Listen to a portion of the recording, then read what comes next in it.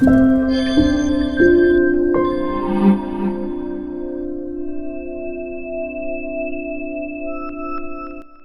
semua, selamat datang kembali di Conversera, podcastnya mahasiswa muda berkarya. Beruntung sekali, alhamdulillah puji syukur pada kesempatan pada hari ini kita masih bisa dapat ketemu di Conversera episode 3 yang membahas tentang dunia perkuliahan dan problematika mahasiswa. Pada episode 3 kita kali ini kita kedatangan tamu yang sangat spesial, yaitu bukan mas-mas biasa dari UMS, yaitu Mas Yogi Yulio Yudi Pratama. Halo Mas Yogi. Halo. Sebelumnya NS saya panggil apa nih? Mas Yogi, Mas Yudi, Mas Yuli atau Mas Pratama nih nanya nih? Mas Yogi aja. Mas Yogi ya, Mas Yogi. Sebelumnya kami dari panitia dan saya juga mengucapkan terima kasih kepada Mas Yogi yang telah mempersempatkan untuk hadir dan berbincang-bincang bersama kami, sekaligus juga memberi motivasi kepada penonton untuk bisa menjadi lebih baik ke depannya. Oke. Sebelumnya Mas Yogi ini adalah seorang public speaking trainer yang berasal dari UMS. Mungkin Mas Yogi sendiri bisa memperkenalkan diri kepada penonton, juga sekaligus bisa men-sharing pengalaman-pengalaman Mas Yogi di bidang organisasi, mahasiswa, dan juga public speaking trainer. Monggo, silakan Mas Yogi. Sapa dulu ke penonton Mas Yogi. Halo guys, selamat siang ini ya? Siang. Oke, selamat siang buat semuanya yang ada di sini maupun di rumah. Bener nggak? Bener ya? Bener. Oke. Nggak mesti siang, karena yang nonton juga nggak mesti siang. Jadi pada kesempatan kali ini. Pada kesempatan kali ini aja ya? Siap. Perkenalkan, nama saya Yogi. Biasa dipanggil Yogi, Ogi, Gio, terus Igoy juga, dari macam-macam. Tapi biasa dipanggilnya Yogi. Mas Yogi. Saya asalnya dari Padang. Sumatera mana ya, Mas? Sumatera Barat. Sumatera Barat. Tapi umur setahun akhirnya orang tua merantau, terus saya besar di Bali sampai saya lulus SMA. Dari TK? Dari TK. Dari umur TK, setahun. SD, SMP di Bali. Oh ya, lanjut. Terus karena saya bosan di Bali, terus saya pengen kuliah di luar Bali. Akhirnya saya kuliah di Solo. Ketemunya UMS. Di Emang UMS. udah niat di UMS atau emang udah ada kayak rencana lain mau kuliah di mana gitu? Oh enggak. Ceritanya itu pokoknya ketika mendengar nama UMS, di dalam pikiran saya UMS itu sampah, UMS itu jelek. Karena saya nggak pernah melihat ada orang keren dari UMS soalnya. oh gitu. Jadi karena waktu itu udah mentok SBM, SN nggak dapet di mana-mana. SBM daftar mana sebelumnya kalau boleh tahu? SBM daftaran neko-neko sih, UGM, Unpad sama UNER. Jurusannya psikologi sama hukum. Tapi semesta berkata lain. Semesta bilang, Nggak cocok nih. kamu nggak cocok, nggak tembus SN, nggak tembus SBM. Jalan kamu di sini. Akhirnya waktu itu daftar mandiri Udayana 2 kali, jalur prestasi sama jalur biasa. Karena saya orang Bali, pikirannya mesti KTP Bali gampang untuk masuk. Ternyata enggak kenyataannya. Akhirnya di titik saya maunya udahlah nggak usah kuliah, kerja aja gitu. Tapi ternyata Tuhan memberikan berkata lain dan memberikan secercah harapan di UMS. Karena temen tes ke sana, terus saya diajak tes ke UMS, terus saya bilang, kamu mau masuk UMS mau jadi apa? Mau jadi sampah, kayak gitu. Waktu SMA.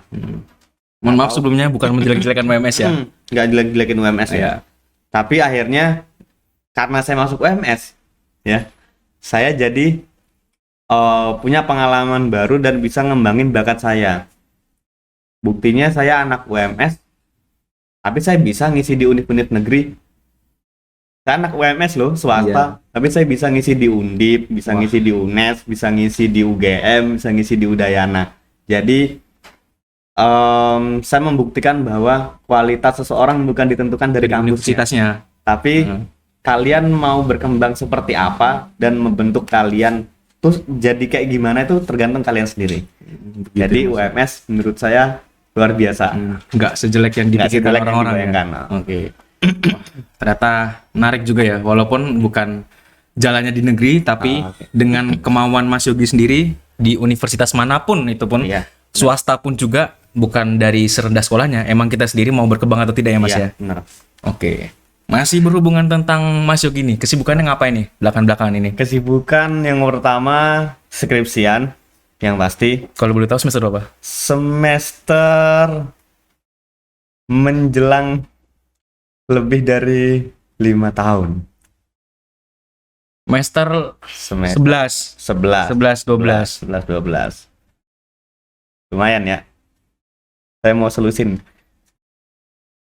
Semester 11. Kenapa kok bisa sampai semester 11, Mas? Padahal kan S1 ya? S1. Karena saya sempat cuti tahun, habis itu satu semesternya saya nggak lulus sempro Karena karena ada ya problem sama dosen waktu itu. Terus satu semesternya saya kerja nggak satu semester, setahun. Saya nggak 2 semester skripsi, berarti ya? 2 semester nggak nyentuh skripsi sama sekali. Saya Itu kerja istilahnya berhenti. Berhenti. Di semester berapa? di semester 9. Benar. Di semester 10. Semester kemarin. Semester kemarin ya. Semester kemarin. Nah, semester ini saya ngebut. Penyelesaian skripsi tadi. Oke. Dan ternyata selesai dalam waktu 2 bulan. Padahal sebelumnya udah nyoba. Maksudnya Sebelum- udah iya. ngajuin, udah nyetor proposal juga segala macam. Sebelum-sebelumnya saya nganggap bahwa skripsi susah. Tapi ternyata ketika niat, toh saya 2 bulan selesai, dan itu pun udah dengan jangka waktu yang tak molor-molor loh. Iya. Bukan fokus tiap hari saya ngerjain. Jadi tak jeda-jeda gitu, 2 bulan selesai gitu. Berarti nggak kayak benar-benar tetap fokus di sini banget enggak ya? Selesai buktinya. Tinggal nunggu sekarang boleh sidang kapan gitu. Enggak. Oh, gitu ya. Tinggal nunggu dosen. Ini kan tadi Mas Yogi sempat menjelaskan kalau Mas Yogi itu kerja. Boleh tahu nih, bisa sharing nih kerjanya apa? Oh, saya kerja di Biro Konsultan Psikologi. Di mana Namanya tuh, Mas? uniquetraining.id. Markasnya ini base campnya. Pusatnya Nah, kantornya pusatnya. itu ada di Karanganyar, tapi karena saya di bagian, atau saya di bidang chief marketing officer ya. Jadi saya marketing, jadi saya nggak stay di kantor, jadi saya sering keliling-keliling ke Kudus, ke Jogja, Buat ngisi-ngisi Semarang. gitu juga ya? Buat ngisi-ngisi iya, buat ketemu klien juga iya. Iya. Untuk ngurusin di biro saya nggak cuma sekedar training sebenarnya, ada psikotes juga, kemudian ada sekolah HRD. Sekolah HRD itu gimana nanti kamu lulus, kami pastikan Iya, kalau ikut kelas dari kami pasti dapat kerja gitu. gitu. Sibukannya itu, sama masih fokus di komunitas juga. Komunitas apa kalau boleh tahu? Mumpung jadi mahasiswa. Jadi mahasiswa. Ya, ini baju. Oh, ini bajunya ya? Nah, ini bajunya. Jadi komunitas itu komunitas pengabdian masyarakat yang tercipta karena dulu psikologi UMS dianggap kampus yang antipati dan nggak peduli sama Gimana maksudnya? lingkungan. Katanya anak psikologi, tapi kok nggak pernah berdampak buat masyarakat atau lingkungan. Waktu itu BEM dapat sindiran seperti itu dari beberapa masyarakat di sekitar UMS. Akhirnya kita bikin kegiatan waktu itu, pengabdian masyarakat buat sosialisasi ilmu psikologi ke 10 SD serentak dalam sehari. Nah, dari itu ternyata berkelanjutan, banyak sekolah-sekolah yang pengen diberikan training psikologi juga. Psikologi. Akhirnya selama setahun selanjutnya jadi komunitas sampai sekarang. Saya masih jalan ya, masih alhamdulillah. jalan. Gitu. BTW Mas Yogi ini angkatan berapa masuk UMS? Saya 2016. 2016, berarti cukup lama ya jedanya kalau Sudah cukup lama. sampai semester 12 ini cukup lama ya. Lama. Wow. Itu Apa? adalah contoh yang tidak boleh dicontoh. Lama-lama di kampus. Kalian Lama-lama di membentuk kampus. nanti di kampus. Banyak juga pengalaman yang kita ambil dari Mas Yogi sendiri ini, yaitu dia seorang, walaupun dia sampai semester 12 ya Mas ya. Semester 12 itu berapa tahun ya kira-kira? 6 6 tahun, yang aslinya kita cuma di kampus 4 tahun. 4 tahun ke S1. 4 tahun gara-gara mungkin dia punya problematika dengan dosen atau mungkin dengan segala macamnya, tapi kita bisa memetik hal-hal positif dari pengalaman-pengalaman Mas Yogi. Mas Yogi juga bisa motivasi orang lain, bisa kerja dan segala macam. Berarti dia bukan pengangguran ya Mas ya? Bukan, alhamdulillah. Alhamdulillah. Bukan pengangguran, alhamdulillah Mas Yogi. Cukup kompleks ya apa yang dialami Mas Yogi. Mas Yogi juga adalah seorang perantau ya dari mana? Padang. Dari Padang, Dari Padang Sumatera sama Barat, dari Bali juga. Bali habis itu ke Solo lagi. Solo. Wow. Oke Mas Yogi, cukup sibuk ya untuk kali ini. Mungkin kita bisa masuk ke topik Mas Yogi. Oh, bisa. Boleh. Boleh banget. Baik, untuk topik Conversera episode 3 kali ini yaitu cara memelihara emosi dan mengenal diri sendiri. Oke, untuk pertanyaan pertama Mas Yogi. Sebagai seorang mahasiswa nih Kak, kita semua pasti pernah lah merasakan emosi entah dari dosen, kita kebanyakan tugas, atau mungkin sifat dosennya kan berbeda-beda itu Mas. Dasar-dasar dosen juga berbeda-beda, latar belakangnya juga berbeda-beda. Adalah yang ngomong sibuk segala macam. Menurut Mas Yogi nih, bagaimana hal itu dapat memicu emosi dan bagaimana cara kita mengontrol emosi terhadap sesuatu yang tidak kita inginkan, seperti yang saya sebutkan tadi. Oh, oke. Emosi. Sebelum kita tahu cara ngatasin emosi, kita harus tahu dulu Emosi itu apa ya? Oke, baik Mas Yogi. Emosi itu reaksi yang timbul karena kita mendapatkan satu peristiwa yang terjadi dalam diri kita maupun yang belum terjadi secara langsung maupun nggak langsung. Reaksi emosi itu suatu reaksi yang tercipta karena kita mendapatkan satu peristiwa yang kita alami Kejadian ya. saat ini atau yang akan datang. Dan kenapa emosi bisa muncul? Karena ada situasi-situasi yang membuat itu terjadi. Dan macam-macam emosi itu ada 6 menurut saya. Emosi cinta, emosi takut, emosi marah, emosi sedih, senang, sama emosi malu. Apakah emosi ini baik? Apakah emosi ini buruk? Sebenarnya bukan perkara baik atau buruknya. Emosi itu nggak ada yang baik, nggak ada yang buruk. Emosi itu harus kita rasain semuanya. Jadi cara mengontrol emosi ketika kita dapat kondisi yang positif kan berarti kita senang ya. Senang.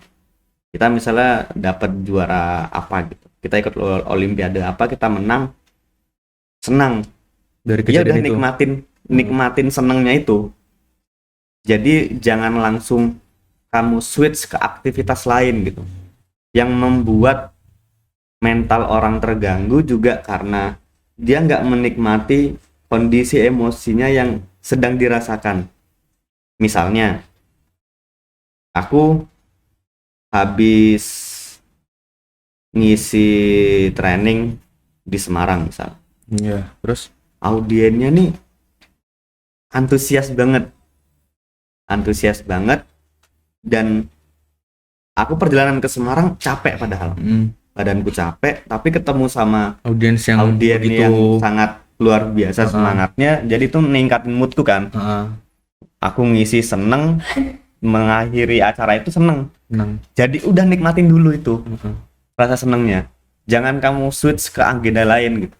langsung diganti Yang gitu ya. membuat kita mood swing karena kita sering nggak menikmati emosi yang sedang kita rasain. Kita lagi seneng, tiba-tiba lagi seneng-senengnya harus ngerjain apa lagi ya gitu. Terus kita buka HP misalnya, buka WA. Oh ya, ada tugas yang belum dikerjain. Pusing kan? Lagi seneng-senengnya pusing karena mikir tugas. Padahal yang tadi udah belum seneng. dikerjain. Tadi lagi seneng. Ntar lagi senang gara-gara kepikiran Tugas tadi ya. karena membuka HP. Ngeliat ada tugas yang belum diselesaikan. Jadi nikmatin dulu. Rasakan euforia senengnya itu dulu gitu. Sampai euforianya habis baru kamu switch ke agenda lain gitu. Iya, siap. Yang buat bermasalah mental kita mood swing itu bukan karena faktor genetik ya, mood swing. Karena kita sendiri yang Bukan menciptakan karena mood cowok swing cewek itu. ya. Bukan karena yang mood swing pasti cewek, enggak juga. Cowok pun bisa mengalami mood swing. Bipolar nggak harus cewek. Saya sempat bipolar dulu. Siap. Kecenderungan psikopat lagi saya. Kalau melihat orang dibunuh seneng. Dulu ya. saya tuh sempat kecenderungan psikopat. Jadi kalau saya nggak ngelihat orang bunuh-bunuhan itu tuh Kurang. kayak ada yang kurang dalam hidup saya, gelisah gitu. Gelisah. Jadi tiap hari saya tuh saya dulu kan aktif di dalam hacker juga ya. IT. Jadi kebetulan kakak saya itu adalah salah satu admin hacker Indonesia. Saya nggak nyebutin namanya karena privacy. Jadi saya aktif sama dia untuk berada di dalam deep web, kalau teman-teman tahu. Situs kayak Situs deep web gelap. tahu. Jadi Google gitu, Opera Mini, itu tuh cuman permukaan internet sebenarnya. Yang kalian dapatkan itu aja udah luas banget ya. Kalian bisa menemukan apapun di situ. Tapi ternyata itu cuman permukaan doang. Kalau kalian pengen tahu internet lebih dalam, masuklah ke deep web. Kalian bisa membayar orang buat bunuh siapa. Kamu bisa beli apapun barang-barang yang nggak bisa dibeli, kalian pengen dijangkau. Kan beli tulang manusia ada di situ. Iya. Kamu mau beli pisau yang ada darahnya, bisa beli di situ kayak gitu. Jadi kamu pengen ngelihat live pembunuhan orang, itu bisa di deep web. Jadi kamu pengen tahu dokumen-dokumen rahasia seluruh negara ada di deep web. Iya. Jadi saya mainannya di situ. Jadi saya main internet dulu bukan mainan Google. Jadi mainnya di deep web. Pernah buka? Jadi saya pakai setiap saya pakai internet tuh selalu pakai topeng. Biar nggak mengkuak identitasnya. Dan IP laptop selalu saya ganti setiap 2 menit sekali dengan sistem IT yang lain. Alamat-alamatnya. Nah itu saya aktif di situ. Oke. Kayak mana tadi? Ini tadi sampai hacker. Tadi sampai di web. Di web ya. Hacker. Kecenderungan psikopat ya. Cara ngontrol emosi. Yang pertama kalau versi saya Tipsnya ya. Kalau lagi emosi, ada orang yang gampang cerita.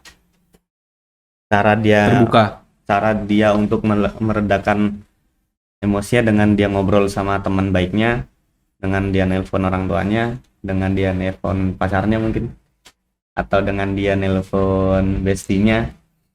Itu dia dia menceritakan semuanya, itu jadi lebih lega. Lebih lega, ya benar. Tapi ada orang yang suka mendem masalah. Mendem nih kayak tutupin. Tutup. Jadi nggak mau cerita gitu ya.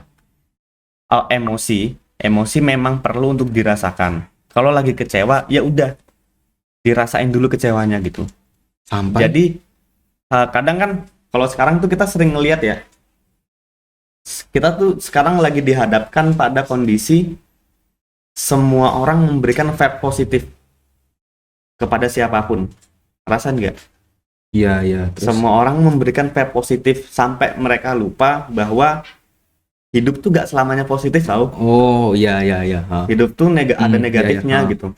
Gak selamanya senang, gak selamanya benar-benar bahagia. Dan kamu enak ngomong buat ya kalau kamu lagi emosi, coba kamu healing kemana gitu, healing gitu.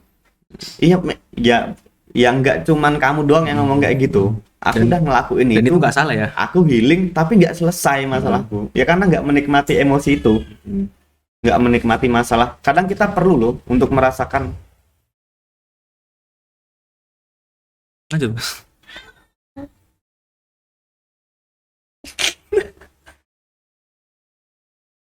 Oh, iya. Oke. Sampai mana tadi? Sampai kita juga perlu merasakan menikmati emosi. Kita juga perlu untuk menikmati kekecewaan. Kita juga perlu untuk, kan tadi di awal saya bilang kita harus merasakan semuanya. Biar gak tersisa gitu ya. Biar kita tahu rasanya. Jadi hidup tuh nggak cuman tentang bahagia gitu loh. Mungkin sekarang kamu sedang bahagia, dunia muter kali. Nggak cuman kamu berada di titik bahagia gitu. Kadang kamu udah ngasih semuanya buat hidupmu, buat orang lain, dan kadang diri egois. ego kita nuntut kita harusnya diperlakukan yang seharusnya dong. Aku udah memperlakukan seperti ini sama kamu, ya kamu juga harus timbal balik dong ke aku. Emosi kan Ekspektasinya nggak setinggi itu ya. dia mengharapkan itu, ya itu Mengharapkan. wajar, egoisnya manusia. Tapi kadang cara Tuhan, Allah ya, untuk menaikkan kualitas Hidup. hidup orang, kadang dengan dibuat sehancur-hancurnya dan ngerasa nggak berguna gitu loh. Kayak gini, kamu misalnya pengen nikah misalnya nih, Terus udah ketemu nih sama orang calonnya, terus wah udah klop banget lah, couple goals, nggak mungkin nggak pisah, mungkin bisa, nggak mungkin putus gitu lah. nggak mungkin putus. Terus akhirnya nggak ada masalah apa-apa nih selama misalnya 4 tahun pacaran, misalnya nggak ada masalah apa-apa. Tiba-tiba menjelang pernikahan, udah tunangan, ada yang bermasalah. lah. Kan cara Allah itu. Satu bermasalah, misalnya cowoknya selingkuh misalnya.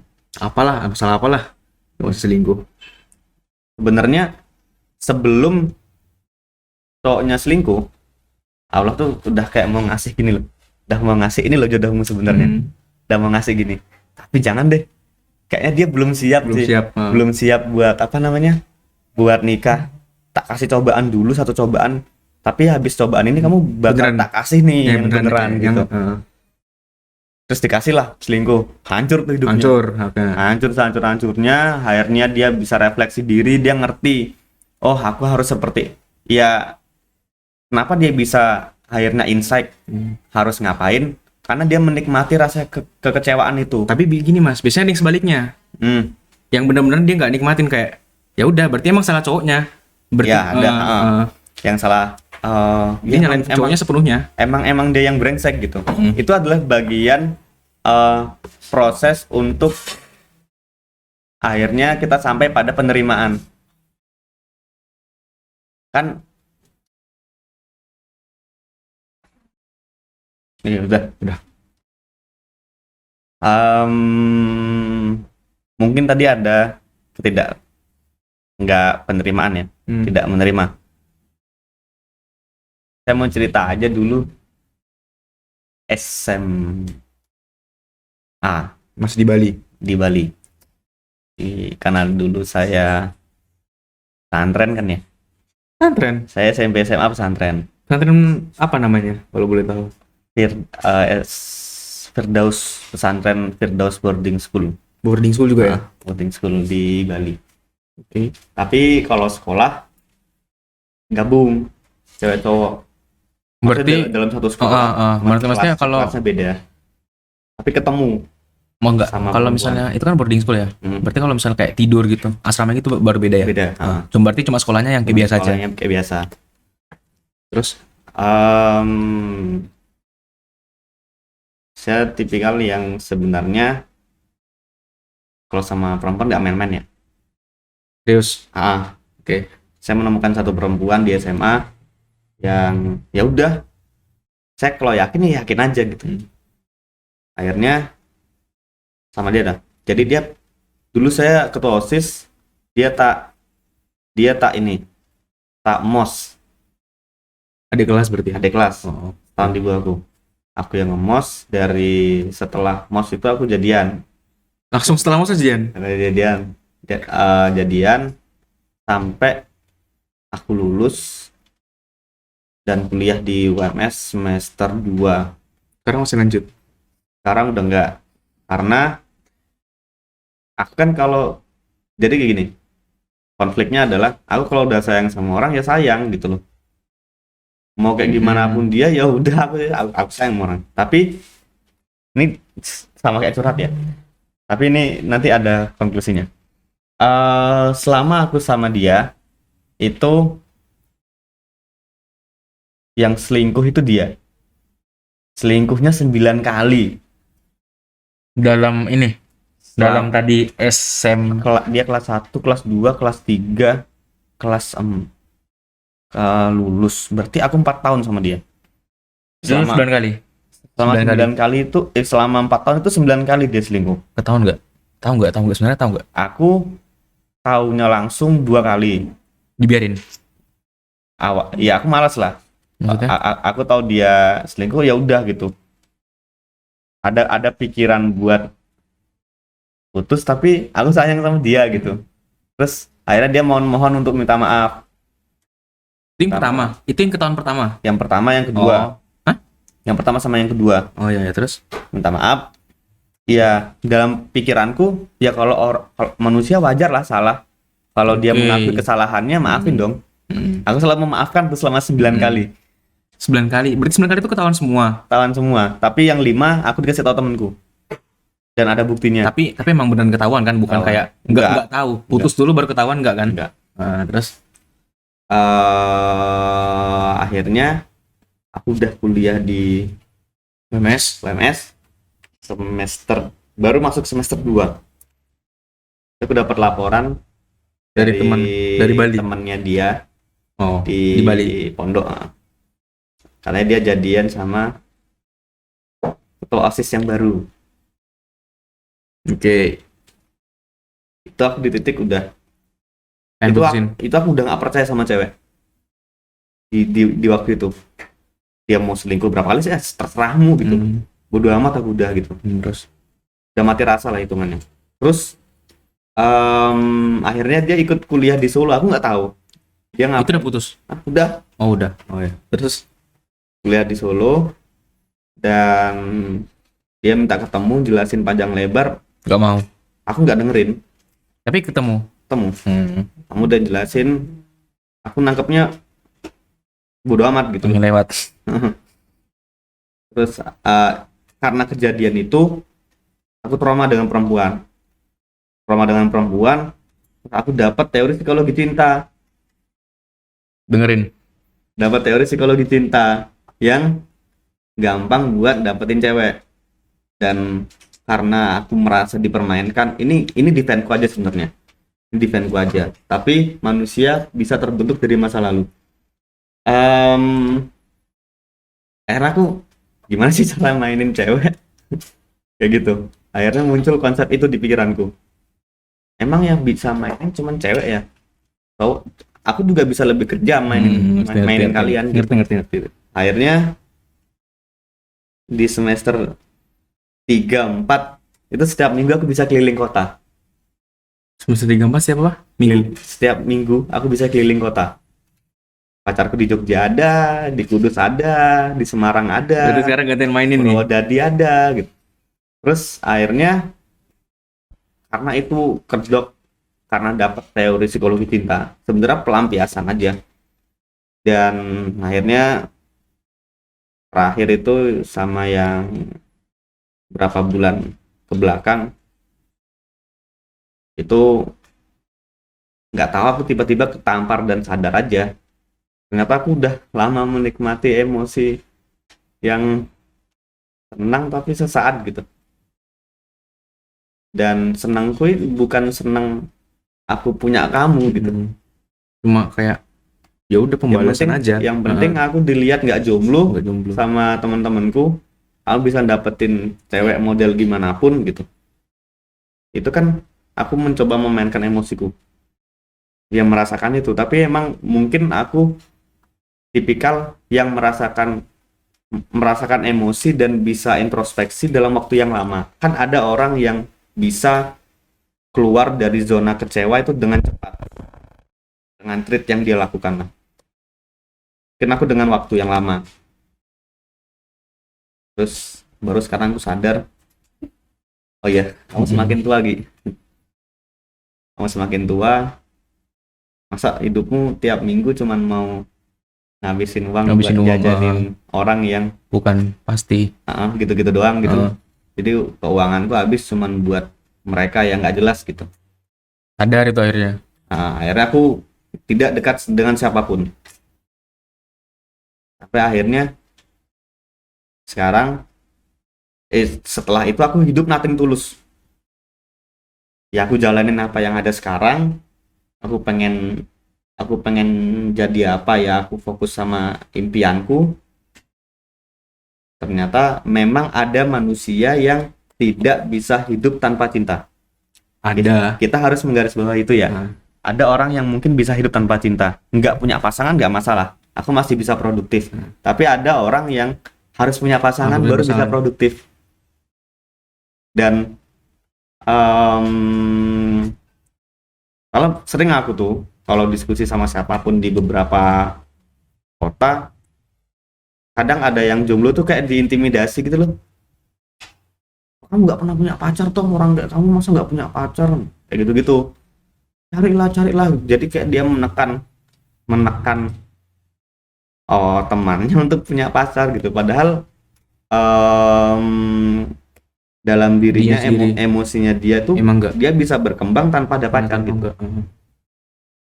Nah itulah makanya banyak orang punya mulut tapi nggak hati-hati, dan orang punya hati tapi nggak hati-hati. Jadi hati-hati kalau punya hati. Pesan saya sih itu. Kadang kita ngomong simpel, terkesan bercanda, tapi diingatan orang bisa seumur hidup Bisa seumur hidup. gitu.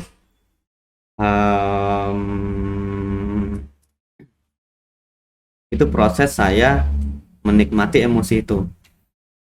Cara ya, tips-tipsnya. Tipsnya nikmatin itu, sama kenapa kita gampang stres dan gampang ngerasa insecure dan nggak percaya diri. Yang pertama, jarang olahraga. Ngaruh ya? Ini ya aku mudeng mas, tapi itu tuh satu aktivitas yang terkesan sepele tapi sering diremehkan sama orang. Olahraga, nggak usah olahraga, tugasku masih banyak. Nggak usah olahraga, mending aku ketemu sama teman-temanku, mending aku nongkrong. Nggak usah inilah, nggak usah olahraga, jugaan badanku sehat-sehat aja. Dalam psikologis tuh ada namanya psikosomatis. Artinya? Psikosomatis itu kayak gini. Kalau kamu lapar, biasanya kan ada tanda di dalam perutnya. Ya. Lapar gitu. Lapar. Kamu harus makan berarti kan Harus makan. tandanya. Dan akhirnya kamu makan. Ya. Psikosomatis lainnya ngantuk. Kamu ngantuk nih, kan harusnya tidur. Kamu harusnya. langsung tidur biasanya. Nah, mahasiswa sekarang kebanyakan itu menghancurkan sendiri psikosomatisnya. Yang harusnya tidur ngerjain tugas, udah ngantuk, tapi ntar aja, yang masih penting tugasku kelar. Jadi tanda-tanda psikosomatis itu lambat laun menghilang. Jadi kita nggak lagi, kalau mau makan ya sesempatnya aja. Sesempatnya, kalau makannya makan, kalau nggak ya udah. Makanya kan sering dengar orang mati tiba-tiba. Karena faktor itu. Salah satunya faktor itu. Ada dia sedang mengabaikan kesehatan badannya sendiri. Olahraga tadi, karena olahraga bisa ningkatin mood, mengembalikan energi yang tersimpan. Karena kita olahraga, energi itu bisa keluar dan membuat kita jadi lebih fresh. Yang ketiga, ada yang namanya kurang tidur. Tau nggak penelitian dari Matthew Walker itu ngomong di buku Kenapa Kita Tidur, manusia tuh tidur minimal tuh harus 8 jam dalam sehari. Kurang dari itu cepat mati. Iya.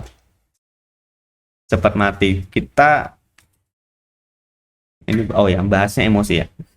Larinya ini aku bahasnya detail banget. Kenapa orang mudah cemas? Kenapa orang mudah insecure? Ngerasa nggak percaya diri dan ngerasa nggak berguna?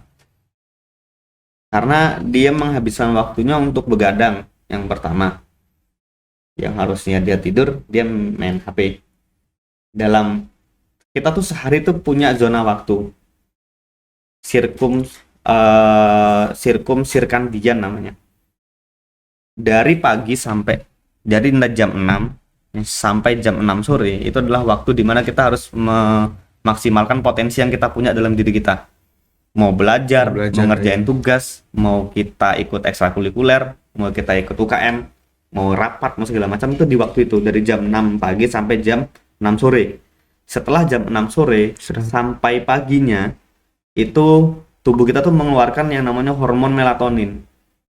Hormon melatonin itu hormon yang memberikan tanda untuk kita segera ngantuk. Tapi faktanya sekarang hormon itu tuh kita tahan lajunya. Dengan apa? Kita ngerjain tugas malam yang harusnya kita tidur, tapi kita nggak tidur. Ntar dulu deh, tugas gue belum selesai. Dan itu udah jadi kebiasaan ya. Jadi kebiasaan, akhirnya tidurnya jam 1, jam 2, setengah 3, jam 3, bangunnya pagi. Tidur cuman 3 jam atau 2 jam. Dipastikan paginya hari ke depan dalam sehari kamu tuh bakal jadi orang yang nggak pede, nggak percaya diri, mudah cemas, ngambil keputusan nggak bisa tepat, terus gampang mood swing. Itu muncul juga gara-gara itu. Tidur tuh sepele, tapi efeknya bisa ngakibatin sakit fisik, bisa nyebabin sakit mental illness. bisa ngerusak tubuh. Soalnya di semua penelitian di dunia tidak ada yang pernah bisa meneliti tentang tidur, dan akhirnya Matthew Walker itu menciptakan atau meneliti tentang tidur itu selama 40 tahun, dan akhirnya terbukti bahwa dengan kita tidur yang cukup, kita bisa produktif dan bisa mengelola emosi dengan baik. Dan kenapa kita mudah tersulut emosi sama orang? Karena kita nggak kenal sama diri kita sendiri. Masuk ke topik ini. Nggak kenal sama diri sendiri. Kenapa kok dibilang nggak kenal? Ya kamu diomongin sama orang terus baper. Emang yang diomongin Bener. Nyata. kayak kamu? Loh kok kamu baper? Emang kamu nggak tahu ya sama dirimu sendiri kayak gimana? Iya, ngerti. Kamu kok orangnya baperan sih? Kamu kok orangnya sombong banget? Kalau kita kenal sama diri kita, Padahal enggak. kan kita tahu nih. Aku nggak sombong sebenarnya. Emang karena aku kalau belum kenal deket, aku nggak bakal bisa se-humble yang kamu minta gitu. Nggak mungkin baper. Paham. Terus kok kamu orangnya ini sih, marahan sih gitu. Kalau misalnya kamu ngerti sama aktivitas yang mbok jalani dan sama kenapa kamu marah, kamu nggak mungkin baper dengan omongannya. Nggak mungkin muncul emosi kecewa. Ya, kenapa ya? Kok dia bilang aku kayak gitu? Jadi nggak overthinking. Gitu. Aku kan marah sama kamu karena tugasmu nggak kelar dalam waktu 2 minggu misalnya. Yang ngerjain aku. Kok kamu marah-marah sih? Aku tuh emang, kan kamu udah tahu dari awal. Aku kalau misalnya kamu dapat amanah kerjaan ini, kalau nggak kelar, tak marahin nggak masalah. Kamu mengiyakan karakterku itu di awal. Kok sekarang tak marahin kamu nggak gitu? Kalau kenal sama diri. Kalau nggak tahu kamu orangnya gimana, kelebihanmu apa, kamu orangnya gimana, nggak tahu nih.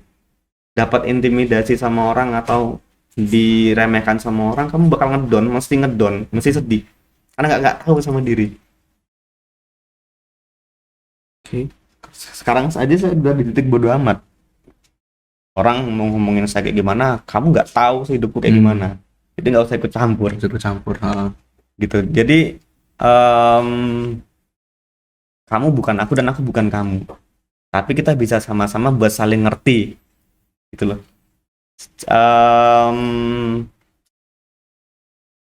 Kenal diri. Kan balik lagi ke topik gimana cara kenal diri ya. Enggak, gimana cara ini? Itu tadi menghadapi biar gimana ya? Biar nggak kelanjutan aja emosinya. Gimana cara kita mengontrol? Bagaimana cara kita mengatasi? Kalau dari yang saya lakukan itu ada satu teknik namanya self Healing. Bukan. Healing. Kalau healing itu kan setiap orang punya ini ya, cara healingnya masing-masing. Nggak harus healing dengan jalan-jalan. Makan bisa. Nggak harus makan, nggak harus jalan-jalan. Ada orang yang healing dengan dia ngasih makan ke pemulung. Ada orang healing dengan cara dia sedekah ke masjid. Tergantung kesenyamannya dia aja. Ada orang healing dengan cara dia beli boneka. Ada orang healingnya dengan cara mungkin dia naik gunung. Ada orang healing dengan cara dia tidur yang cukup aja udah healing buat dia gitu. Karena mungkin dia sibuk kerjaan selama seharian, jarang tidur. Dapat Healing. tidur yang nyenyak, itu udah healingnya dia gitu. Tapi yang tadi mau dibahas, Kalau versi saya, untuk ngelola emosi dalam sehari-hari kita bisa pakai teknik namanya self talk. Self talk itu kadang kita tuh terlalu banyak ngobrol sama orang gitu, sampai lupa ngobrol sama diri sendiri. gimana maksudnya? Kita tuh terlalu sering curhat sama orang gitu loh, dan kita sering minta pendapat sama orang sampai kita nggak minta pendapat sama diri kita sendiri dengan cara ngobrol sama diri kita sendiri. Mungkin terdengar aneh dan seperti orang gila ya, tapi ini tuh sering saya lakuin ketika saya lagi ngedown banget. Soalnya saya bukan tipikal yang gampang cerita sama orang kalau lagi ada masalah. Dia yang ngerti kondisiku ya diriku sendiri gitu. Kadang kalau kita ada masalah ya, kalau lagi ada masalah sebenarnya kita udah punya solusinya. Kenapa kita tanya orang? Karena kita tuh pengen validasi aja. Ragu. Validasi sama cara kita nih sebenarnya efektif nggak sih buat kita lakuin ya gitu. Sebenarnya manusia tuh udah punya sendiri solusinya buat nyelesain masalahnya. Cuman dia ragu aja buat aku ngelakuin ini bener nggak ya? Takutnya salah. Coba deh aku curhat dulu deh sama temanku gitu. Self talk. Yang saya lakukan sampai sekarang sih itu pagi sama malam. Pagi itu kalau saya baru bangun tidur nih, saya tuh langsung ke kaca biasanya. Ke kaca, rambut masih acak-acakan, saya ngaca, Nanya, cerita. halo Yogi, selamat pagi, kayak gitu-gitu. Saya ngomong sama diri saya sendiri. Terus selamat pagi, gimana kabarnya pagi ini? Gimana bangunnya seger nggak? Ya sedikit seger sih, walaupun ada sedikit capeknya. Oh oke, nggak masalah. Agendamu apa Gi hari ini? Ya hari ini aku bakal ke kampus, ketemu sama dosen, habis itu aku ketemu klien. Habis ketemu klien kayaknya aku bakal pusing dan kepanasan di jalan deh. Nanti kamu mampir dulu aja di mana kayak kafe terdekat buat kamu istirahat sebentar. Oke, habis itu kamu kemana? Istirahat itu masa kamu istirahat doang? Kayaknya aku bikin konten sih. Habis istirahat aku bikin konten. Oke. Bikin konten nyampe sore. Sore mau ngapain? Sore istirahat lah sampai maghrib. Habis maghrib mau ngapain? Mungkin makan. Habis makan aku bakal sedikit refreshing, denger musik, kemudian nonton video di YouTube, di TikTok, di Instagram. Habis nanti istirahat malam buat nelpon mama mungkin. Udah lama nggak nelpon mama kan? Iya. Terus aku ngobrol di kaca sama diriku sendiri. Kayak bikin to-do list. Karena kalau kita dalam sehari kita punya list, Terarah. kita nggak mungkin mudah merasakan emosi yang kecewa, sedih, bahagia, atau rata-rata kan emosi masih dikaitkan dengan sedih ya. Padahal emosi banyak. Marah juga emosi. Jadi saya ngomong tuh, saya buat target buat mengelola emosi saya biar bisa. Emosi muncul karena kamu sendiri nggak bisa kontrol dirimu, sehingga orang lain tuh mudah buat kontrol kamu. Dengan apa? Orang tuh ngontrol nggak cuma dengan tindakannya, Ngomongnya bisa. dengan ngomong, dengan perlakuan. Berhenti ya? Oke, tadi waktu kita bangun tidur, kita ngobrol sama diri kita di kaca. Buat to-do list. Buat to-do list. Setelah itu baru kita Menjalankan aktivitas. oh iya, setelah bangun, ini aku jelasinnya ngerangkep sebenarnya. Gimana? Setelah bangun, pastikan jangan langsung buka HP. Karena HP itu adalah penghantar stres paling besar ke seseorang. Jadi kalau kamu bangun tidur tuh jangan langsung buka HP. Jadi penghantar stres paling instan itu adalah buka Oke. HP waktu baru bangun tidur. Jadi ini masuk ke dopamine detox. Dopamine detox ya. Itu adalah kita tuh dalam hidup tuh dalam sehari tuh punya jatah bahagia. Jatah bahagia itu misalnya segelas ini ya. Hmm. Ini segelas gini. Hmm. Nah, kayak buka TikTok, buka YouTube, kemudian teleponan. Itu tuh Bahagia. dopamin. Dopamin itu kan hormon kebahagiaan. Hmm. Dopaminnya itu 20%, Oke. paling besar. Dopamine detox itu artinya kita untuk mendapatkan sesuatu yang kita inginkan kan kita harusnya ada proses. Hmm. Ya kan? Kayak contohnya kita pengen juara kelas. Kita masih melewati masa yang lama kan? Untuk belajar, ujian dulu, ulangan dulu, masuk sekolah dulu, akhirnya kita bisa jadi juara satu. Jadi satu. Seneng nggak rasanya? Seneng Ya? jelas. Itu tuh dopamin. Heeh. Dopamin yang bener. Tapi sekarang karena teknologi semakin canggih, hidup tuh dipermudah. Sehingga muncul banyak orang-orang stres yang tidak bisa mengontrol emosi karena dia lihat sosial media. Emosinya seneng kalau karena ngelihat pencapaian orang, sedih ngelihat kok orang-orang udah pada pencapaiannya jauh-jauh banget ya, aku masih gini-gini aja. Terus ngelihat misalnya tiba-tiba kita nggak sengaja lihat cowok kita mungkin post sama cewek lain, ya kan? Atau dia lagi emosi, emang lagi marahan, terus kita buka HP di pagi hari, terus mood kita jadi nggak baik gara-gara ngelihat dia gitu. Baru bangun langsung. Jadi jatahnya tuh segini. Kita bangun tidur buka HP, itu langsung terisi segini kebahagiaan kita. Terus kita nonton YouTube misalnya, Untuk gini. Terus kita TikTokan lah segini. Terus buka Facebook. Terus ngapain lagi? selain HP lah. Hah? Selain HP, selain sosial media. Selain HP itu bisa ini ngobrol terlalu lama yang tidak ada pembahasan yang penting, itu termasuk dopamine detox. Dopamine detox tuh kebahagiaan gak selamanya jadi obat yang manjur untuk membuat emosi seseorang jadi lebih stabil.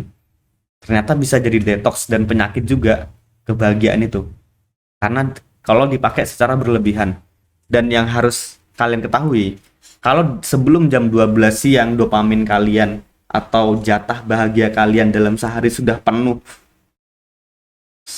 misalnya ini dalam artian aja contohnya, kita emang punya batas limit kebahagiaan itu segini misalnya, sebelum jam 12 sudah penuh, kalian pernah nggak sih ngerasain dapat kebahagiaan tapi nggak ngerasa bahagia banget gitu, biasa aja gitu, Karena udah kepake semua. karena dopamin kalian udah habis gitu loh, dan ngerasa hampa aja buat ngelakuin apapun gitu. Pernah nggak sih ngerjain tugas sudah selesai nih, tapi harusnya seneng kan tugas selesai, tapi ya udah biasa aja gitu, udah kelar gitu.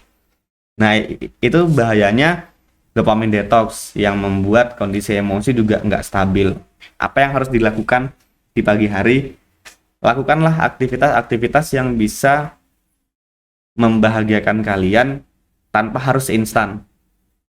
Dengan kalian bangun tidur bersihin kasur dulu, atau kalian sholat kalau yang muslim, atau kalian bisa beresin kamar. Habis beresin kamar mungkin kalian sarapan, habis mandi siap-siap kegiatan lainnya. Kalau kalian tahu ownernya Tokopedia, itu bangun tidur yang dilakuin adalah langsung bersihin kasur pertama. Habis bersihin kasur, dia langsung ke dapur buat bantuin istrinya masak. Pak William namanya. Habis bantuin istrinya masak, dia ke belakang. Dia punya peliharaan burung gitu, ada 3 kandang. diurus dulu. Itu diurus dulu.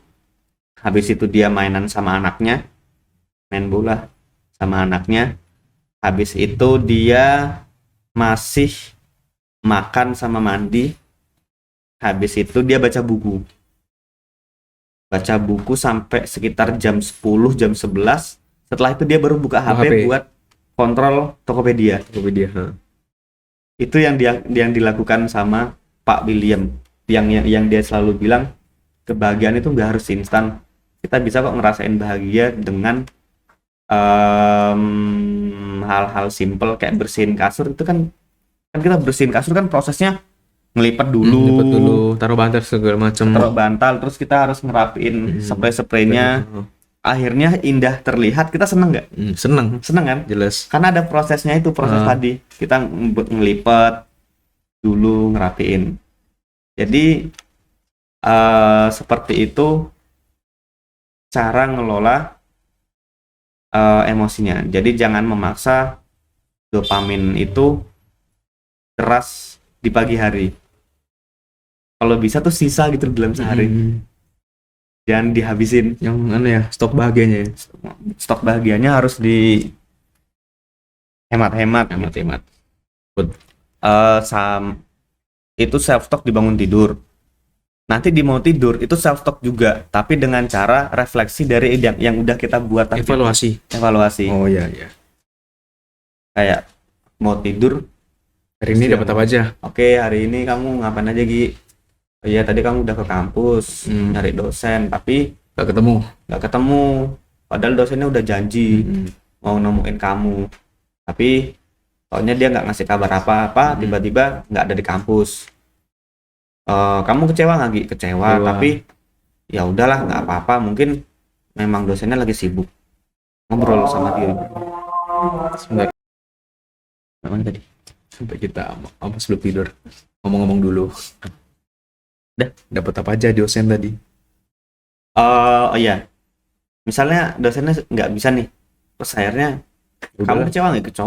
Kecewa lah, gara-gara dia ini, Gi, nggak bisa nemuin kamu. Tapi aku kalau mau kecewa terus, kamu nggak bakal bisa keluar nih dari zona kecewa. Kejadiannya kan udah kejadian. Mungkin dosennya emang lagi sibuk, nggak apa-apa, Gi. Ini hari ini untuk evaluasi, besok coba dikonfirmasi lagi bisa ditemuin kapan. Kayak ngerefleksi gitu, ngobrol sama diri kita sendiri. Terus, oh ya, kamu tadi habis kuliah juga ya, gimana kuliahnya? Semangat nggak? Alhamdulillah tadi aku kuliah semangat banget. Walaupun tadi sempat ngantuk, tapi nggak apa-apa. Aku masih bisa nangkep semua materi yang tak dapetin tadi. Dijelasin. Kalau ada, oh ya, tadi kamu habis ini, dia habis nyakitin hatinya temanmu ya, kamu ngomongnya nggak enak, sampai raut wajahnya nggak enak. Oke, nggak apa-apa, Gi, besok kamu ketemu sama dia minta maaf ya. Mungkin tadi tuh kamu anggapnya bercanda, tapi ditangkapnya nggak bercanda. Mungkin udah nggak apa-apa, nggak usah terlalu dipikirin, yang penting besok kamu ketemu sama dia minta maaf. Jadi itu yang selalu tak lakuin gitu loh. Jadi aku nyambut hari besok tuh bukan lagi kepikiran di hari kemarin. Karena udah ketemu solusinya. Udah selesai dengan di hari itu, dan aku udah setelah aku refleksi semuanya, biasa aku ngomong sama diriku, oke, tubuhku, terima kasih, kamu sudah memberikan aku kesempatan untuk menggunakanmu dengan luar biasa. Walaupun aku kadang nggak peduli sama kamu, tapi kamu masih setia untuk memberikan kekuatanmu untuk aku gitu. Dan aku minta maaf juga karena sering buat kamu capek, dan untuk perut kamu kadang sering nggak tak kasih jatah makan karena aku ngerjain tugas yang aku memaksa pikiran, kamu sering tak forsir buat mikir, sampai perut ku abaikan kayak gitu lah. Aku minta maaf ya, dan terima kasih buat tubuhku gitu. Besoknya aku nyambut tuh, bangun tuh bukan dengan emosi yang Kemarin sedih gitu. Ya udah, dari awal lagi. Today is beginning. Hari ini Mulai adalah lagi. hari ini gitu, bukan lagi tentang kemarin gitu. Itu self talk itu sih yang selalu saya lakukan untuk manage diri saya sendiri, dan ini nggak cuma dilakuin sama saya ya, self talk ini. Banyak orang yang menggunakan self talk ini sebagai cara solusi dia untuk mengontrol ya. ngontrol emosi, Jadi bisa menjaga kesehariannya ya. menjaga aktivitas agar tetap berjalan, mengelola emosinya dengan sebaik mungkin, sama mengenal diri.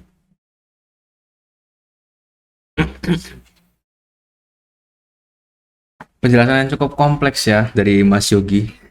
Masalah tentang bagaimana kita cara untuk paribasnya gimana ya? Bisa mengontrol, bisa menjaga kita nggak terus mungkin emosi. Emosi kan nggak cuma seneng ya. Sedih, marah juga emosi, takut juga emosi. Emosi, cinta. Penjelasan cukup kompleks. Ini masih menyangkut soal emosi nih, Mas Yogi. Seperti yang kita tahu kan biasanya orang emosi bisa memicu beberapa tindakan nih Kak. Ini saya konteksnya dalam tindakan negatif ya. Bisa melukai orang atau melempar sesuatu barang di sekitarnya. Tapi ada juga orang emosi yang mengurung diri untuk mereda emosinya. Selain self talk tadi, mungkin ada Ini jalan hal yang keluar. negatif ya. Ini ke arah negatif. Bagaimana cara kita atau mungkin orang-orang bisa mengelola emosi biar nggak terjerumus ke dampak yang negatif tadi? Apa yang dilakukan? Apa yang dilakukan? Oke. Mungkin dengan orang yang tidak barbar. Dengan teknik self love bisa. Self love. Self love. Oh ya. Dengan Cintai diri sendiri. self love dengan self talk bisa. Tapi untuk orang-orang yang barbar, yang kepuasannya itu dengan melukai orang, itu mungkin butuh waktu untuk dia bisa membuat tindakan lain mengganti dia buat nyakitin orang. Kalau kita emosi nih pengen ngelukain orang, sebenarnya ngelukain apa enggak itu kan pilihan ada di kita. Kita mau ngelukain apa enggak. Terus karena udah dewasa, kita tuh punya akal untuk memfilter hal itu. Enggak semuanya yang kita pengen lakuin itu berdampak baik gitu loh. Buat diri kita atau buat orang lain. Ngelukain orang tuh bukan cuman nggak baik buat orangnya yang kita lukain, tapi Kita buat juga. kita juga gitu. Ada alternatif lain yang bisa dipakai kalau misalnya emang nggak bisa nahan banget Itu kamu buat orang-orang yang barbar tadi. buat ngelukain orang. Mungkin nggak sanggup ngelukain orang tapi ngelukain diri sendiri dengan nyilet tangan. Kemudian teman saya itu gores-goresin dadanya pakai peniti sini. Terus kalau saya punya klien apa namanya, punya klien dari Undip, itu juga karena habis putus sama pacarnya dan orang tuanya nggak peduli sama dia nyilet tangan sama kakinya di sini itu pakai garpu sini. Terus itu selama hampir sebulan nggak saya kasih treat apa-apa. Karena Nggak saya kasih treat apa, yang penting kamu ngelakuin itu di depan saya. Terus itu soalnya mau aku menggunakan cara apapun buat dia berhenti, orang dia masih pengen kok ngelakuin itu, nggak bakal bisa aku mau ngomong kamu tuh ngapain sih ngelukain diri sendiri, nggak baik tahu. Dia ngelakuin itu tuh tahu kalau itu nggak baik, nggak mungkin nggak tahu dia.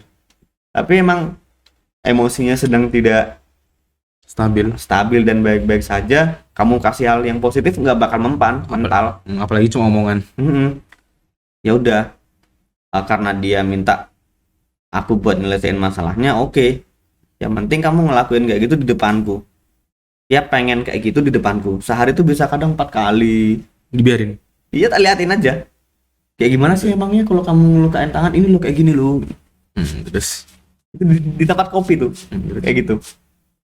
Barisannya ngeliatin, mas itu ngapain mas? Sudah tenang, diem. itu lecet-lecet tangannya. Habis itu udah lega belum mas, masih pengen, udah lanjutin.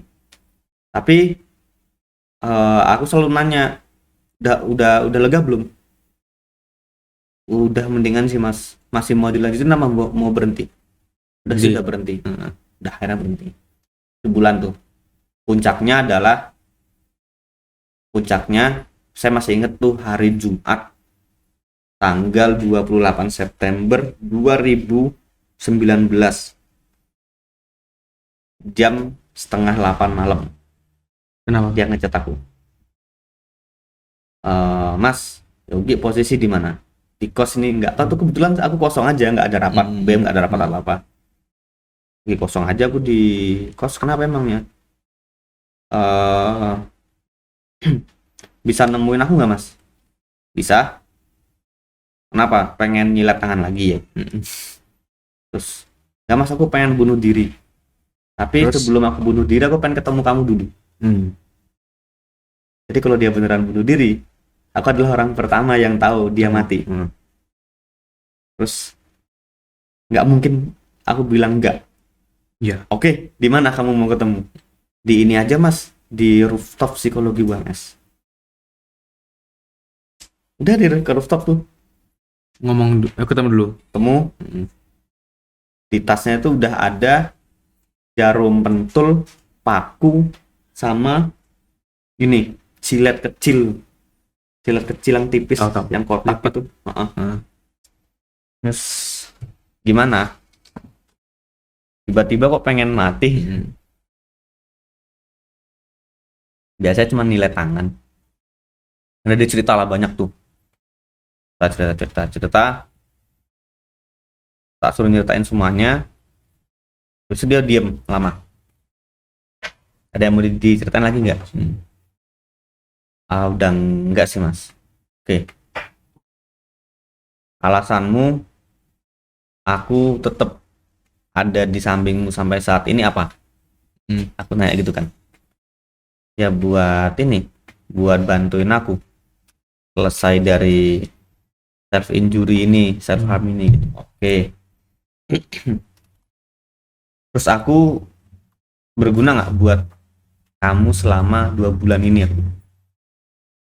Ya habis aku kayak gitu jadi lebih tenang sih. Oke.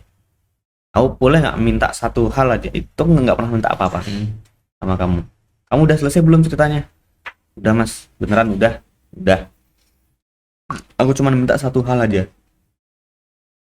Pembahasan setelah ini nggak ada lagi pembahasan yang negatif. Setelah ini pembahasannya adalah gimana caranya kamu keluar dari zona ini. Kamu setuju apa enggak? Waktu itu dia diam lama.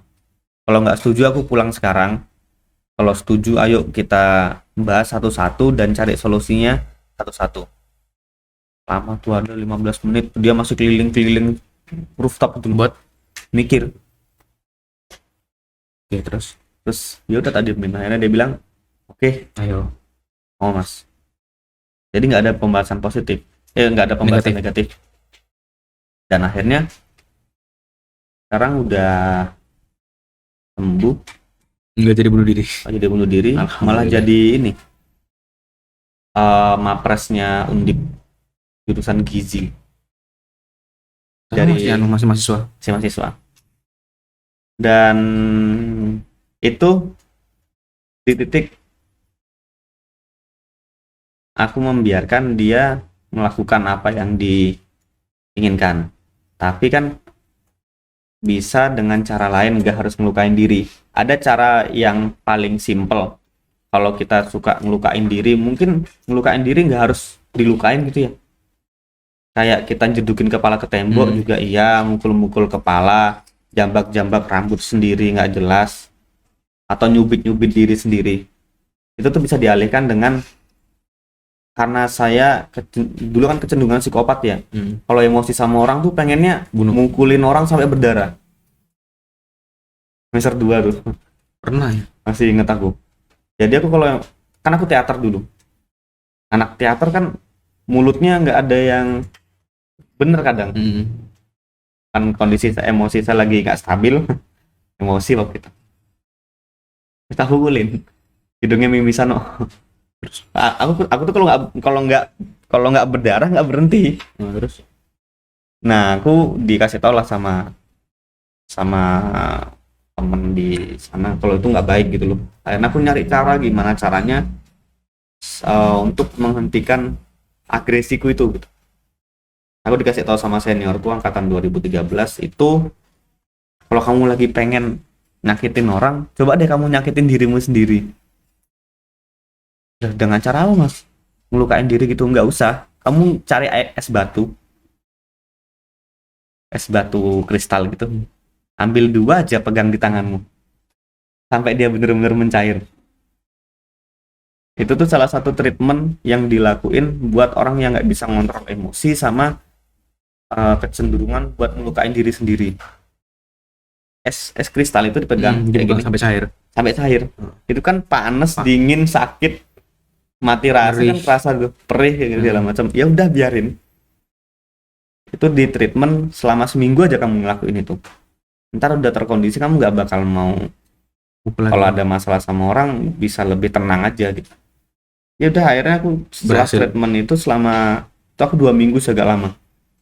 Temen itu udah, ya udah akhirnya kalau ada masalah sama orang nggak ada pikiran buat agresi gitu, agresif gitu, impulsif gitu, nggak. Buat tekan negatif itu enggak ya? Caranya pengalihannya dengan kayak gitu. Sama yang lagi satu, nulis sih. Nulis kayaknya nggak terlalu efektif deh. Nulis tapi nulisnya nyoret-nyoret. Gimana maksudnya? Ambil kertas, mau ambil pen apa pensil, coret-coret yang terserahmu sebanyak apapun. Dengan coretan itu kan lagi nggak stabil tuh emosimu. Ya udah, dipuasin dulu. Nyoret-nyoret apa? Kertas atau buku di depanmu. Tapi kalau misalnya nanti itu perlahan bakal ngereda, karena kan itu di masa kita menikmati itu dulu, menikmati emosi yang nggak stabil tuh.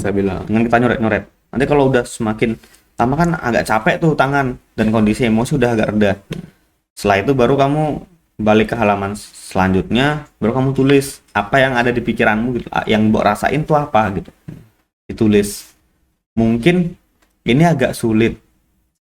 Kalau beberapa referensi itu nyaranin buat langsung nulis, karena kalau orang emosi lagi emosi yang negatif disuruh nulis mesti nggak bakal bisa. Makanya harus efektif tadi ya. dihantarkan dulu sama dia nyoret dulu, udah agak tenang baru nulis.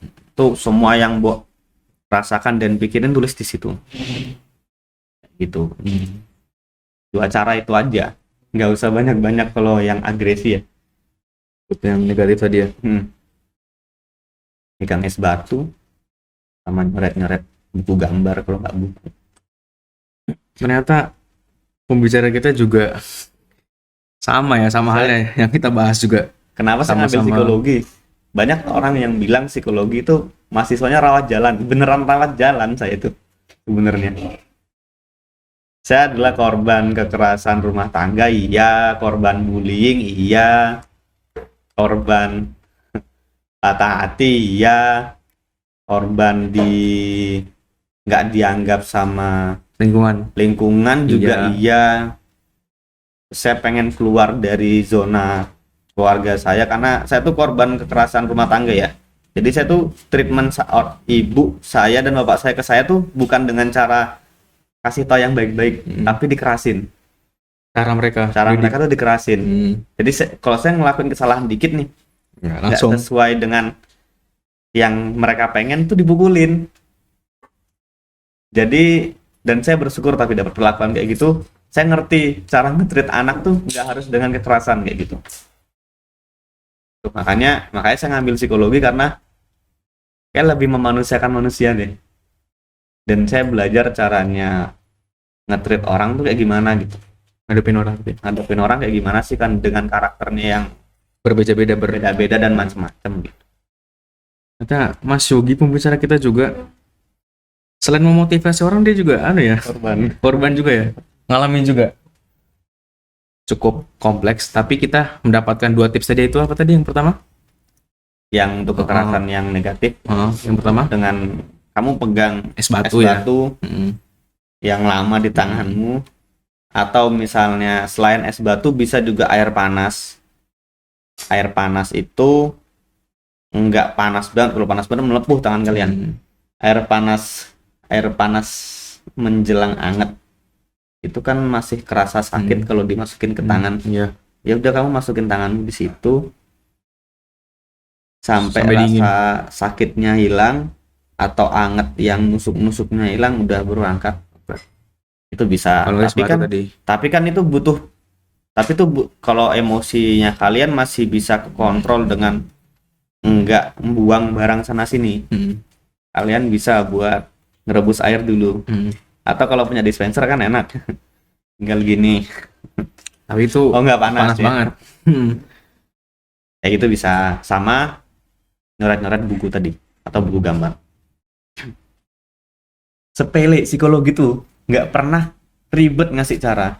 Simple kayak gitu doang gitu. Tinggal manusia itu mau apa nggak buat nyoba. Itu sebenarnya poinnya itu. Hmm. Kadang orang tuh nganggep, ah apaan sih, nggak mungkin bisa lah kayak gitu berhasil. Soalnya kamu tuh belum nyoba, belum ngerasain gitu. Saya tuh udah ngerasain dua hal itu tuh ampuh gitu loh buat nyelesain agresi pengen ngelukain orang atau Ngelukain ngelukain orang, diri sendiri ketika dengan emosi cara-cara negatif datang. muncul. Oke. Tadi kan kita ngomong soal bagaimana cara kita untuk meredakan, untuk mengontrol emosi yang negatif seperti kita bisa melukai orang atau melempar barang. Lanjut nih Kak. Emosi itu kan nggak bisa lepas dari diri sendiri. Kadang kita juga bisa emosi dengan kita tidak mengerti diri sendiri yang barusan dijelasin tadi, kayak kita emosi, kita nggak ngerti karena kita tuh siapa gitu. Kita nggak kenal diri kita siapa. Ya. Nah, menurut Kakak bagaimana sih cara mengenal diri sendiri? Yang simpel-simpel aja. Oh, kenal diri simpelnya, kalau ditanya namanya siapa, kita bisa jawab Yogi. Kamu orang Itu mana? dasar. Kamu orang mana? Orang Bali. Kamu pengen jadi apa? Ya pengen jadi dokter misalnya. Kita pengen jadi dokter Mm-mm. dulu Pas masih kecil. masih kecil. Ternyata kesampaian sekarang. Tapi dokternya bukan dokter fisik, dokter jiwa. Dokter jiwa, psikolog. Nah,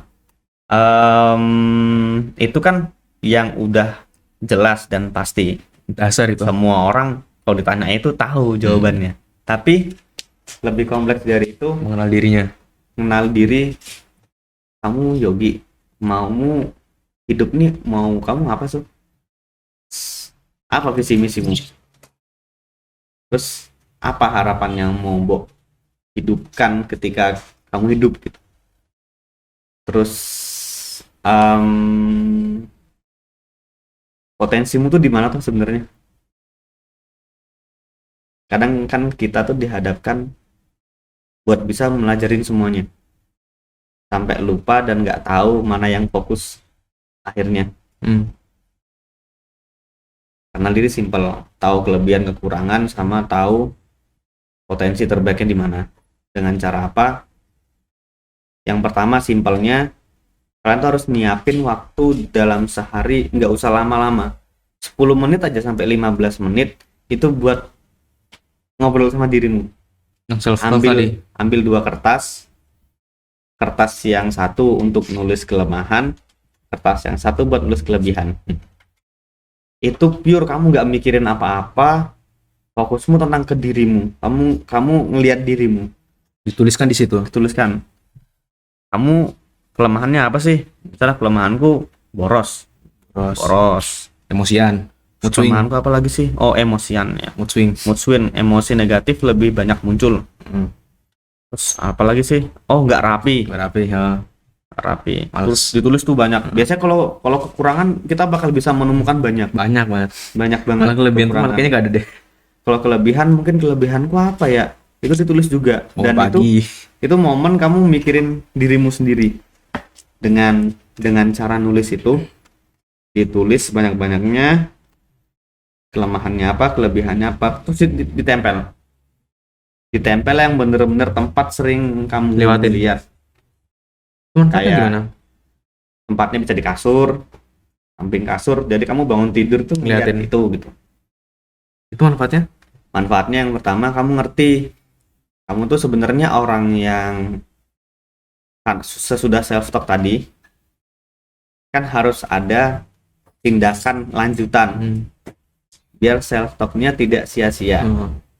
dengan kita ngelihat kelebihan dan kekurangan itu, kita jadi tahu nih, oh kelebihan saya tuh ini loh, sedangkan aktivitas yang saya lalui hari ini itu ini loh. Saya kan orangnya semangat, masa saya mau ngerjain target di hari ini nggak semangat? Jadi saling memotivasi jadinya. Dari tulisan itu motivasi aktivitas kita. Itu cara buat kenal diri yang pertama. Kalau nggak Ada banyak cara. kalau mau agak ribet sedikit, ada namanya teori Johari Window, kalau tahu. Gimana maksudnya? Johari Window itu, ada kertas nggak? Ada kertas. Ini boleh. Mau nulis? Nggak. Simulasi aja. Johari Window itu ada empat bidang. Saya dibagi setengah gini ya. Di sini, di sini, sama di sini. Ya, bagi 4. Itu ada 4. Kita tuh disuruh nulis di kolom itu, di dalam kotak yang ini, itu kita tulis yang orang lain tahu, Tapi kita tahu. oke. Misalnya apa tuh yang kita tahu dan orang lain tahu Pinter. tentang diri kita. Misalnya kita pinter, orang lain Tahu. memang menyadari bahwa kita pinter juga. Terus pinter ngomong misalnya. Orang-orang lain tahu kalau Bakal tahu juga pinter dong. ngomong. Pinter ngomong. Terus yang aku tahu juga, aku orangnya suka ketawa. Bahagia, pokoknya Receh. ekspresinya bahagia terus. Nah, orang lain tahu nih kalau bahagia. Nah, itu yang kita tahu sama orang lain tahu. Nah, yang di sebelah sini itu tulislah yang kamu tahu tapi orang lain nggak tahu. Di sini kamu tahu dan orang lain nggak tahu. Contohnya apa? Misalnya kamu sebenarnya rajin sholat, Oh iya, itu ibadah. tapi orang lain nggak tahu sebenarnya. Orang lain taunya tuh kamu kayak nggak pernah sholat, Nggak pernah gitu. sholat, Tapi sebenarnya kamu tuh sholat gitu. Itu contohnya kayak gitu. Terus kamu orangnya setia. Orang-orang tuh Nggak ngelihatnya kamu tuh nggak setia orangnya gitu. Karena kadang orang ngelihat orang itu kan dari first impression, nggak dari aktivitas yang dilalui bersama. Jadi suka judgment. Ini yang kita tahu, orang lain nggak tahu. Orang nggak tahu. Yang di sini, Orang nggak tahu. di kolom sini, yang orang lain tahu tapi kita nggak tahu. Contohnya, Bohong. bisa Oh, jadi suka bohong. Orang lain taunya itu kita suka bohong. Kita ngerasanya kita nggak suka bohong gitu. Nah, ini bahaya di sini. Terus di sini orang-orang tuh tahu kalau kita tuh bisa mimpin sebenarnya. Tapi kita sendiri tuh nggak yakin, nggak tahu ternyata aku bisa mimpin ya gitu. Makanya perlu adanya Johari Window nih buat ngecek nggak cuman dari kita, tapi dari pandangan orang lain juga tentang kita. Biasanya ini pakai game. Saya tuh kalau training tentang kenal diri tuh pakai game biasanya. Semuanya punya kotak 4 kotak tadi, nanti saling nulis. Nanti kertasnya tuh muter. Jadi satu lingkup itu mengerti semuanya kayak gimana karakternya gitu. Nah, yang terakhir, kotak yang terakhir itu yang kita nggak tahu dan orang lain nggak tahu. Simpelnya kematian. Jelas. Nah, yang perlu diperhatikan dari kolom Johari Window adalah di bagian 3 tadi. Yang bagian 3 sini. Yang di bagian sini itu dipertahankan, yang di sini dipertahankan. Jangan sampai 2 ini nih jadi hancur gitu loh, yang positifnya. Yang 3 diperhatikan. Yang 3 harus diperhatikan. Yang orang lain tahu tentang kita tuh hal yang positif atau hal yang negatif. Kalau hal yang negatif dikonfirmasi ke diri kita, bener nggak kayak gitu. Tapi kalau hal yang positif itu bisa kita jadikan pengembangan buat kita sendiri. Gitu cara kenal diri itu kayak gitu. Sama to-do list tadi ditulis juga boleh, ditaruh di note HP juga boleh. Dan note HP-nya dijadiin wallpaper HP. Jadi biar ingat-ingat terus. Biar ingat gitu loh. Iya, siap. Biar ingat kalau misalnya kamu emang tipikal orang yang visual, ya itu harus dilakukan. Jangan sampai tipikal belajarmu bukan visual tapi memaksa untuk visual, Soal. nggak bakal nyampe ilmunya. Kayak gitu. Jadi dari dua tips tadi kayaknya saya lebih kena ini deh, teori siapa? Johari Window. Ya dari Indo. Oh. Kayaknya itu lebih kena deh, soalnya kita tahu, kita bisa introspeksi juga dan orang juga bisa tahu gitu. Heeh. Kalau menurut saya, ini sih lebih kena itu deh. Pemaparan yang Itu bagus. Ampuh Johari Window sama Dari window. sama Ikigai. Ikigai, namanya Ikigai. Johari Window itu sebenarnya pecahan dari Ikigai. Ikigai itu kan kita kenal passion kita, mission kita, vision kita, sama lagi satu saya lupa. Tapi Ikigai itu dimana kita ngelakuin sesuatu itu bukan lagi perkara uang, bukan lagi perkara seneng, tapi Ada memang tujuannya. kebutuhan. Oh, ya. Kalian pernah nggak sih ngeliat orang Jepang jalan kaki jauh gitu, Terus tapi dia nggak ngerasain kayak ada beban karena dia udah menemukan ikigainya. Dengan cara seperti itu dia tuh seneng gitu. Sama kayak kamu pengen jadi apa, itu harus tahu ikigaimu. Ikigai itu kayak, oh aku seneng ngomong di depan umum. Iya. Pilihan selanjutnya, kalau aku ngomong di depan umum, itu tuh dibutuhin gak sih sama masyarakat? Dibutuhin kok. Sekarang banyak orang yang sedang stres, oh dibutuhin. Kira-kira kalau kamu jadi pembicara dapat ini nggak? Dapat uang nggak? Maksudnya bisa hidup nggak dengan itu? Oh bisa bermanfaat buat orang lain. Aku bisa hidup dengan training. Yang ketiga, apakah itu bisa jadi sumber kebahagiaanmu? Ya, aku kalau ngisi training aku seneng banget. Itu berarti ikigai. Ikigai gitu. Berarti Ikigai bukan karena aku pengen seneng, bukan karena pengen dapat passion, uang. Karena ya udah itu menjadi kebutuhannya aja. kebutuhan. Karena Oke. bukan, menurut kalian passion itu apa? Passion tuh masih hal yang kalian suka terus kalian lakuin ya. Menurut saya passion adalah penderitaan. Menurut saya passion adalah penderitaan. Kenapa menderita? Tak kasih analogi. Kamu pengen jadi dokter, iya kan? Pengen jadi dokter misalnya. Tapi biasanya olahraga. Tapi karena kamu seneng karena kamu pengen jadi dokter, akhirnya kamu rajin belajar kan. Yang lainnya makan seblak yang enak di mana, yang lainnya beli boba yang enak di mana, tapi kamu belajar gitu loh. Kan kamu menderita itu. Yang lainnya seneng-seneng, kamu belajar. Menderita kan? Tapi menderitamu untuk hal yang pengen mbok wujudkan gitu. Kamu menunda kesenanganmu Demi hal itu. di hari itu untuk kebahagiaanmu di masa depan. Jadi orang-orang yang pengen sesuatu biasanya akan memiliki passion yang besar. Dia siap menderita untuk dirinya sekarang, Untuk dapat hal yang untuk dicapai. dapat hal yang dicapai. Jadi kalau orang bilang passion adalah hal yang kesukaanku dan kesenanganku, kalau saya sih nganggapnya penderitaan. Karena kamu menderita untuk mendapatkan apa yang mbok inginkan. Menderita dalam artinya, dalam konteksnya bukan konteks negatif ya. Menderitanya kamu menderita nggak bisa seneng-seneng kayak orang-orang pada umumnya yang harusnya Tadi beli seblak. beli seblak atau jalan-jalan naik gunung. Kamu nggak naik gunung nih. Demi hal itu. Orang-orang liburan, kamu nggak liburan. Orang-orang liburan nih, kamu magang di rumah sakit misalnya, biar tahu suasana kerja jadi dokter gimana gitu. Itu kan menderita. Harusnya kamu istirahat kok libur. Tapi kamu karena pengen jadi dokter, kamu mengambil semua hal. Tapi itu bagus gak sih? Itu bagus. Oh. Bagus, tapi bagusnya tetap harus ada satu waktu jeda untuk istirahat.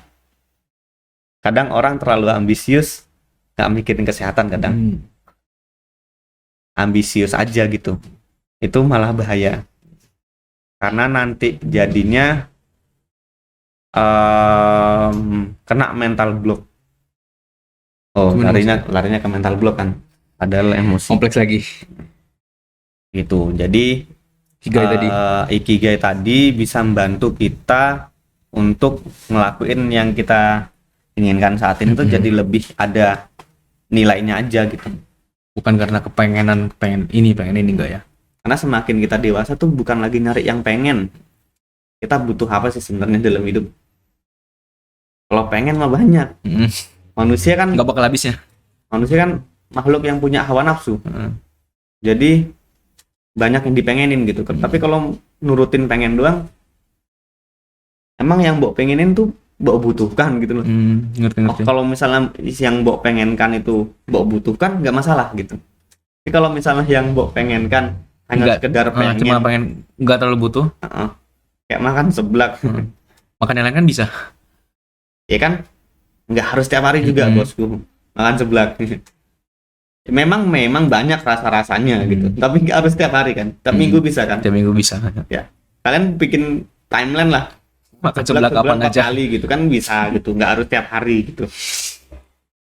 Soalnya teman saya tuh punya pacar, Main tiap seblak hari terus. tuh harus dibeliin seblak. Turutin. Ya karena dia emang love language-nya physical touch. Physical touch. Jadi Gemini gitu. Jadi ya semua kebutuhan. Oke. Cukup ya untuk cara mengenal diri. Tadi udah banyak penjelasan dari Kak Yogi. Ada 3 ikigai, teori Johari Window, sama Hatut kayak nulis kelebihan kekurangan gitu ya, untuk segera diingat-ingat. Ini kita pembahasannya udah cukup kompleks dan udah cukup jelas nih tentang emosi dan mengenal diri. Oke. Apa namanya? Yang Kak Yogi tadi sampaikan bisa disimpulkan atau mungkin bisa diberikan motivasi untuk pendengar dan penonton semua. Oke. Yang pertama, ini ada beberapa kata dari ini kutipan. Dari saya. Oh ya. Yang pertama, jangan selalu berusaha buat nyenengin orang. Karena hidup kita tuh bukan perkara buat nyenengin orang gitu loh. Fokuslah pada dirimu sendiri, dan orang tuh nggak tahu yang mbok pengen apa, yang di dalam pikiranmu apa, targetmu tuh nggak tahu orang gitu loh. Jadi jangan, kalau ini dari saya ya, jangan pernah mengidolakan siapapun. Saya pun tuh nggak punya idola siapapun dalam hidup saya. Yang saya idolakan adalah diri saya sendiri. Karena ketika saya fokus dengan target saya, pengen jadi apa, saya tuh nanti akan sangat ngefans sama diri saya ketika semua hal yang saya harapkan tuh kecapai gitu. Saya pengen jadi trainer internasional. Kalau itu saya dapatkan, itu saya tuh bangga sama diri saya sendiri gitu. Jadi nggak lagi bangga lihat pencapaian orang, tapi lihat pencapaian saya saat ini. Jadi fokuslah sama dirimu, tidak dengan omongan-omongan orang lain. Itu yang pertama. Yang kedua, seniman Bali itu pernah berkata, jadi manusia sisingkan lengan baju, kita kepalkan tangan. Jadi manusia itu harus tahu diri, kenal diri, dan bisa jaga diri. Karena pengecut bukanlah jati diri yang sejati, yang udah mengiyakan sesuatu, apapun itu, tapi malah mengabaikannya dan meninggalkannya. Jadi saya harapkan semua peserta, semua orang yang nonton podcast ini itu pantas untuk dipuji dan berhasil mendapatkan apapun yang kalian harapkan. Terima kasih. Gitu dari penjelasan Kak Yogi, yang bisa saya tangkap itu ya, kita jadi diri sendiri, mengenal kita diri kita lebih dalam, mengetahui potensi-potensi yang ada di dalam diri kita, jangan dengarkan kata orang lain ya. Mungkin itu yang saya bisa simpulkan. Dan tadi yang paling tidak terlupakan teori Johari Window. Kayaknya itu berguna banget untuk saya. Tidak terasa kita sudah sampai nih di penghujung acara. Pembahasan yang sangat menarik sekali dari Kak Yogi tentang memelihara emosi dan juga mengenal diri. Semoga podcast ini dapat memberikan manfaat dan memberikan solusi bagi teman-teman yang lagi mengalami masalah yang seperti ini. Saya dan seluruh panitia mengucapkan terima kasih sebesar-besarnya untuk kepada Kak Yogi Yulio Yudi Pratama yang menyempatkan hadir dan berbincang-bincang kepada kita dan juga memberi motivasi kepada seluruh pendengar. Semoga kita bisa bertemu lagi di lain waktu dan bisa berbincang-bincang lagi. Tentunya dengan topik yang sangat lebih menarik. Sekian podcast Conversera pada episode 3 kali ini yang membahas tentang emosi dan pengenalan diri. Saya Ekan Video Dirga dan Kak Yogi mengucapkan terima kasih dan semoga kita bertemu di lain waktu. Dadah. Dadah.